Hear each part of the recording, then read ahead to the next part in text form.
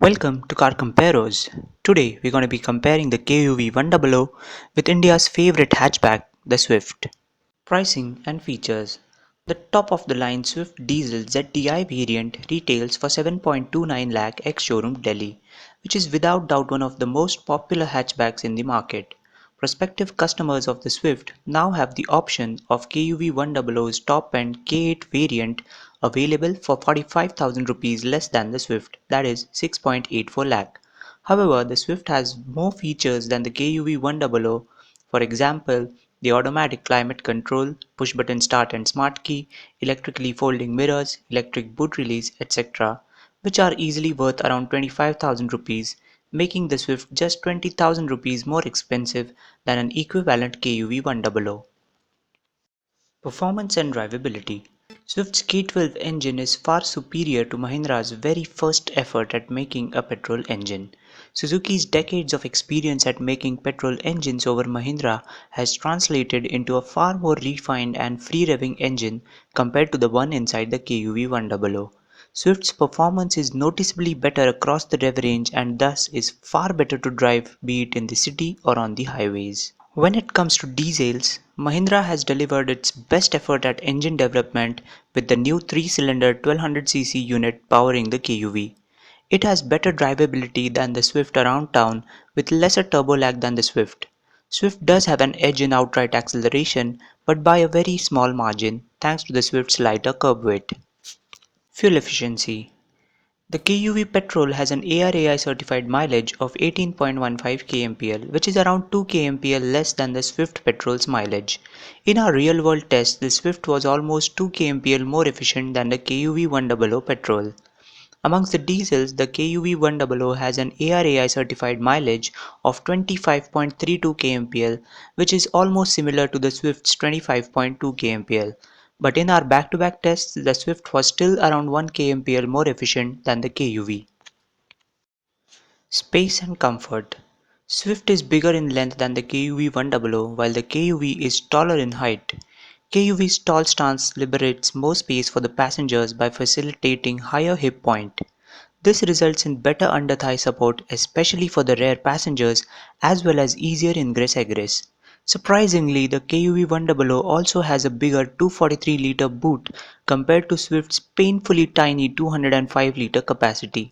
Only area where the Swift claws back some advantage is in the quality and fit and finish of the interiors.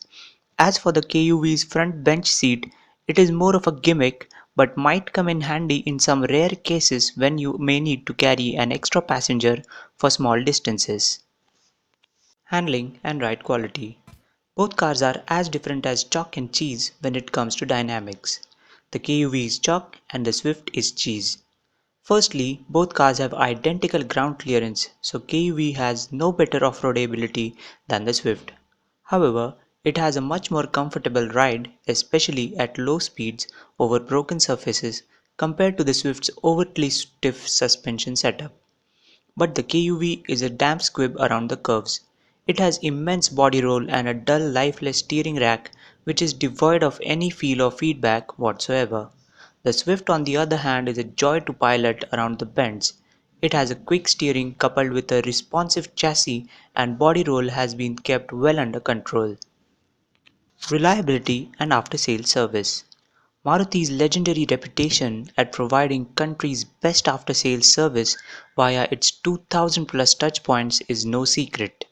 Mahindra on the other hand was competing in the utility vehicle market thus far and had come out on top amongst its competitors in the segment. But it still has a long way to go to fulfill the sky-high expectations of the passenger car customer.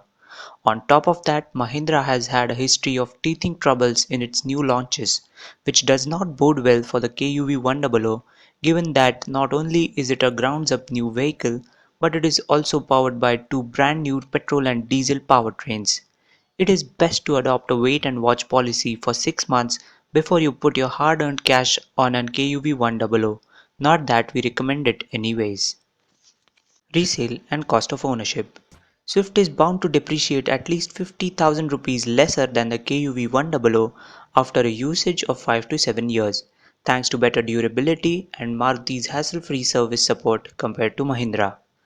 The total cost of ownership of a KUV 100 diesel comes out to be around 15,000 rupees more than the Swift. Verdict: in spite of being 45,000 rupees more expensive than the diesel KUV, the Swift works out to be 15,000 rupees cheaper in terms of total cost of ownership. Plus, it has more features, better refinement, performance, and dynamics than the KUV, making it our pick of this test. If you are looking for only petrol options, the Swift remains a better bet thanks to a proven engine with far better refinement as well as better performance.